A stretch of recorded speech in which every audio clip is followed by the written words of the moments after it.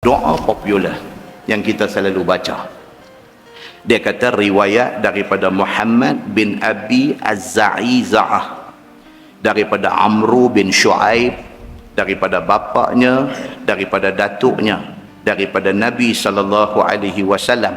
Dia kata annahu kana yaqul fi at-ta'am idza qarraba ilaihi. Hadis ni kata Nabi apabila didekatkan makanan mai depan dia, Nabi akan baca Allahumma barik lana fima razaqtana wa qina azaban nar. Hadis itu dibahas oleh ulama panjang lebar. Di antaranya satu ulama hadis nama Imam Az-Zahabi.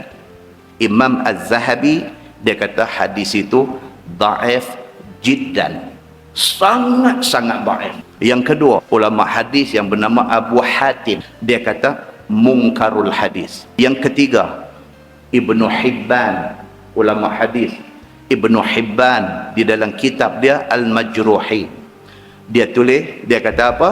Hadis itu la yasihhu, tidak sah daripada Nabi sallallahu alaihi wasallam. Dan kata dia ra'aina al-hadisu syadidud dha'f, hadis itu pada pandangan kami bersangatan dhaif.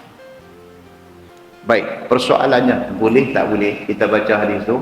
Boleh, tidak salah. Dia hanya doa sebelum makan. Cuma dari segi kategori hadis, dia merupakan hadis yang dhaif jiddan. Cantik, bismillahirrahmanirrahim, itu hadis sahih. Ataupun hadis hasan, Allahumma barik lana fihi wa at'imna khairan minhu, itu hadis hasan. Tapi yang kita doa amal, Allahumma barik lana fima razaqtana wa qina azaban nar, itu hadis kata ulama-ulama hadis yang kita sebut tadi, mereka kata hadis itu syadidud dha'f, bersangatan dhaif.